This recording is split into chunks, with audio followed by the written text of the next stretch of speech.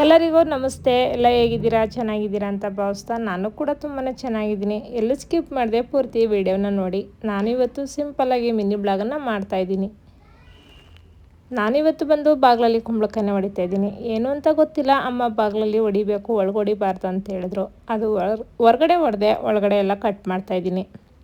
Stove ಹಸಿ ಒಂದು ಪಾತ್ರೆ ನೆಟ್ಟು ಇದಕ್ಕೆ ಸ್ವಲ್ಪ ಎಣ್ಣೆನ ಹಾಕಿ ಸಾಸಿವೆ ಹಾಕಿದ್ದೀನಿ. ಸಾಸಿವೆ ಎಲ್ಲ ಚೆನ್ನಾಗಿ ಸಿಡಿತಾ ಇದೆ. ಇದಕ್ಕೆ ಈರುಳ್ಳಿ, ಹಸಿಮೆಣಸಿನ್ಕಾಯಿ, ಕರಿಬೇವನ್ನು ಸೇರಿಸ್ತಾ ಇದ್ದೀನಿ. ಇದೆಲ್ಲ ಸ್ವಲ್ಪ ಬ್ರೌನ್ ಕಲರ್ ಬರೋವರೆಗೂ ಹಾಗೇ ಮಿಕ್ಸ್ ಮಾಡ್ಕೊಳ್ಳೋಣ.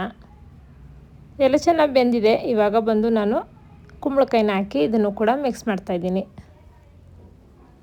ಇದಕ್ಕೇನೋ ನೀರು ಹಾಕೋಗತ್ತೆ ಇಲ್ಲ, ಕುಂಬಳಕಾಯಿಲೇ ನೀರಿನಂಶ ಇರುತ್ತೆ. ನಿಮಗೇನಾದರೂ ತುಂಬ ಡ್ರೈ ಆಗಿದೆ ಅಂದರೆ ಸ್ವಲ್ಪನ ಸೇರಿಸ್ಕೊಳ್ಳಿ. ನೋಡಿ, ಇದು ತುಂಬ ಚೆನ್ನಾಗಿ ಬೆಂದಿತ್ತು. ಇವಾಗ ನಾನು ಸ್ವಲ್ಪ ಉಪ್ಪಿನ ಪುಡಿನ ಹಾಕಿ ಹಾಗೇ ಮುಚ್ಚಿದ್ದೀನಿ. ಇದಕ್ಕೆ ಸ್ವಲ್ಪ ಕಾಯಿ ತುರಿನೂ ಕೂಡ ಸೇರಿಸ್ಕೊಳ್ಳೋಣ. ಇವಾಗ ಕುಂಬಳಕಾಯಿ ಮೆತ್ತಗಾಗಿದೆಯಲ್ಲ, ಇವಾಗ ನಾನು ಚಟ್ನಿ ಪುಡಿನ ಸೇರಿಸ್ತಾ ಇದ್ದೀನಿ. ನಿಮಗೇನಾದರೂ ಚಟ್ನಿ ಪುಡಿ ಇಲ್ಲ ಅಂತಂದರೆ ಕುಂಬಳಕಾಯಿ ಪಲ್ಯಕ್ಕೆ ಹುಚ್ಚಳ ಪುಡಿನೂ ಕೂಡ ಹಾಕ್ಬೋದು. ಇದಕ್ಕೆ ನಾನು ಕೊತ್ತಂಬರಿ ಸೊಪ್ಪು ಫೈನಲ್ಲಿ ಹಾಕಿ ಮಿಕ್ಸ್ ಮಾಡ್ತಾಯಿದ್ದೀನಿ. ಇವಾಗೆಲ್ಲ ಬೆಂದಿದೆ, ಸ್ಟವ್ನ ಆಫ್ ಮಾಡ್ಕೊಳ್ಳೋಣ. ಇದ್ರ ಜೊತೆಗೆ ರೊಟ್ಟಿ, ಚಪಾತಿ, ರೈಸು ಯಾವುದಕ್ಕಾದರೂ ತಿನ್ಬೋದು.